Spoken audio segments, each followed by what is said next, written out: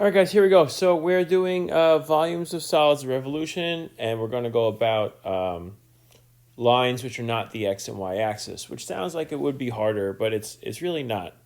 The only difference we have to think about is rather than top and bottom or left and right, we need furthest from our axis and closest from our axis. Right? Axis being the axis of revolution, not the x and y axis. So today, when I say axis, I mean axis of revolution. All right. So here's our first problem. The curves it gives us is y equals x squared minus 2x and y equals x. And we're going about the line y equals 4, which I have Desmos drawn for us here. So we're rotating this region, which I'll kind of be coloring in, about the line y equals 4. About the line y equals 4. So, what do? Rather than just doing top minus bottom or closest minus, or left minus right or anything like that, we got to really think about how we're revolving. So we're revolving about the line y equals 4. If you think about that, that's just a transformation of the x-axis, right? So it's like the x-axis, but it's in a different place. So that means it behaves similarly to an x-axis rotation. All right, so I don't have to change into the y variables or anything like that. I just need an x-axis, something similar to an x-axis rotation. So what do? We set it up just like we did for an x-axis rotation. We're gonna have our integral. We're gonna have our pi, and we're gonna go from 0 to 3 because it's an x-axis rotation, right? 0 to 3. And the only difference is instead of doing like top minus bottom or anything like that, we need distances from our axis. So if we think about it, we can figure out this distance and this distance, right? The distance from our axis of revolution to our function. And how do we do it? This is going to be 4 minus our function, x squared minus 2x. That's that distance, right? Because it's just this line to the function. And then this other guy over here, this is going to be 4 minus x. The distance from our horizontal line to the function. So we have those two. We have those distances, right? So we use that instead of our functions. And now, how do we set the rest of the problem up? Well, we do the longer distance minus the shorter distance. So we do 4 minus x squared minus 2x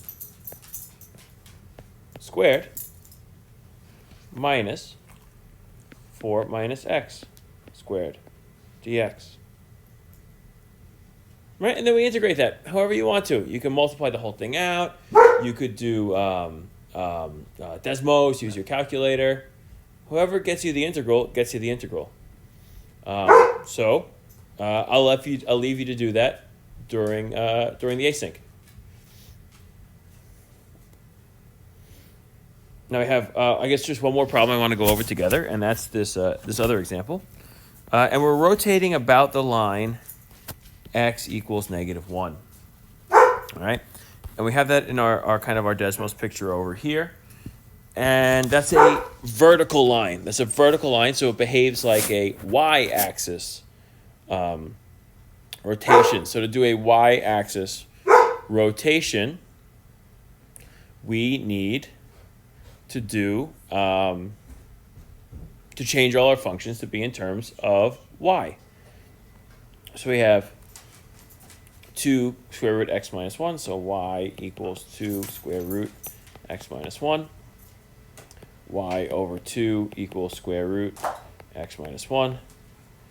which gives me y squared over 4 equals x minus 1, or x equals y squared over 4 plus 1. So there's one of my functions. And then the other one, well, it's y equals x minus 1. That was pretty easy to fix. X equals y plus 1. X equals y plus 1.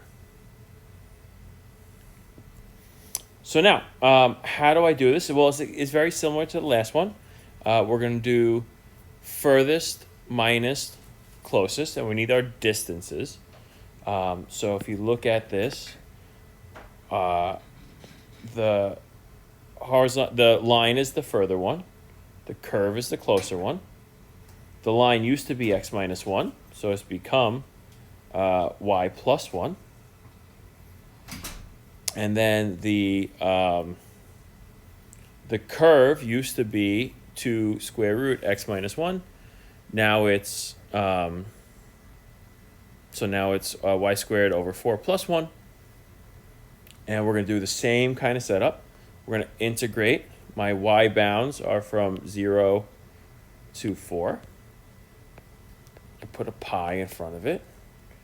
And I'm going to do my line minus my further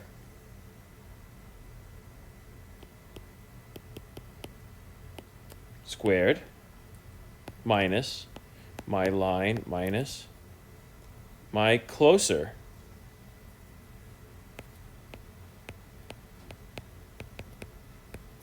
squared dy. And again, integrate that however you see fit. Good luck, gents. You have some problems below. All right, so you have 4 problems here. Do these 4.